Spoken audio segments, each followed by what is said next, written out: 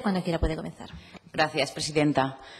Sabe que desde el cariño no le voy a decir pues varias cosas, porque al final sí que es cierto que tiene un talante muy agradable para poder conversar, pero también tiene que entender que nuestra labor en estos momentos, desde luego, a mi grupo que estamos en la oposición, desde luego hay momentos en los que tenemos que ponernos serios, ¿no? Usted dice que se han planteado 1.067 iniciativas en sanidad, que somos, para que luego digan que en las Cortes no se trabaja, pero lo que sí que al final estamos un poco, o por lo menos yo tengo esa sensación, no soy doctora como me ha nombrado, pero sí soy psicóloga y le puedo hablar de una cosa que se llama la indefensión aprendida.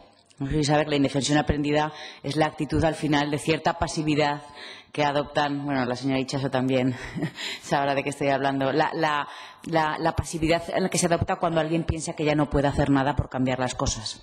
Eso es lo que no queremos que usted tenga esa sensación, porque al final cuando habla del señor Jimeno y del Departamento de Hacienda tenemos esa sensación como que usted, aun siendo de su mismo grupo, como que no puede hacer nada. Desde luego estamos en la oposición tanto para hacer medidas, proposiciones no de ley de impulso, algunas muy concretas que, como bien usted ha nombrado, le son relativamente fáciles de realizar y que, por lo tanto, aceptan las aportaciones del resto de los grupos, y otras que entendemos que son más complicadas, que requieren mucho más tiempo, pero lo que sí que es verdad que si tuviéramos que recordarlo, o de momento la imagen que yo tengo del señor Zelaya como consejero de Sanidad ha sido por dos cuestiones principales. Una por la OPA, por la oferta de empleo público a la que usted ha estado nombrando constantemente y que de momento, como bien dicen, y el 50% de las iniciativas que se han presentado en esta Cámara han ido en esa línea, y otra por los hospitales de Alcañiz y de Teruel. Es decir, cuando alguien lidera o abandera algo, pues lógicamente, aun como le digo, aun con todas esas que son muy concretas,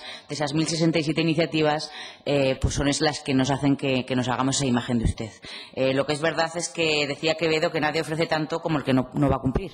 Y lo que no queremos, desde luego, es que usted ofrezca tanto y que al final no cumpla.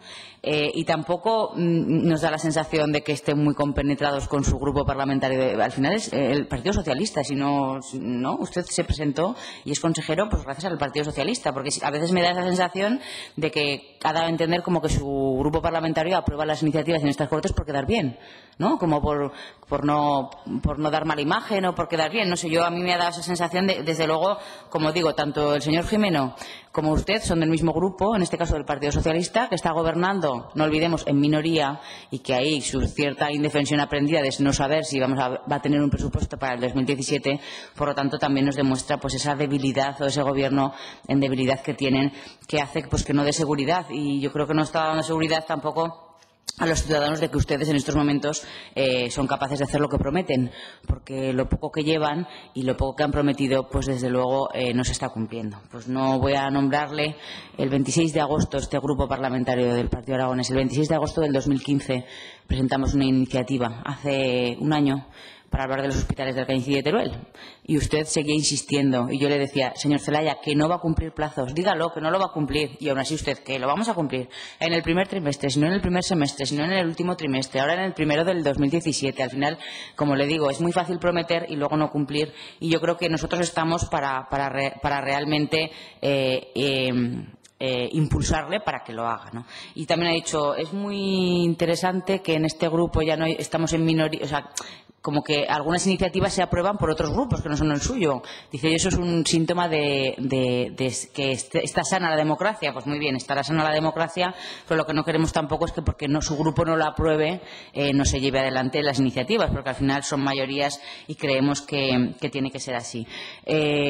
Lo de quedar bien no va de broma. Este grupo presentó una de incentivos médicos que ustedes han querido liderar y que estamos encantados que la lideren, porque la presentamos en febrero y que al final, como digo, no solo es una cuestión de controlar y de criticar al Gobierno, sino también hacer propuestas, que no es fácil y que entendemos que la tienen que poner encima de la mesa, que salgan con los titulares que salgan, nos da igual, todos los que ustedes quieran, pero que desde luego lo que queremos es que la medida de los incentivos médicos se lleve a cabo, le cueste lo que le cueste a su departamento, y desde luego que se ponga en ello.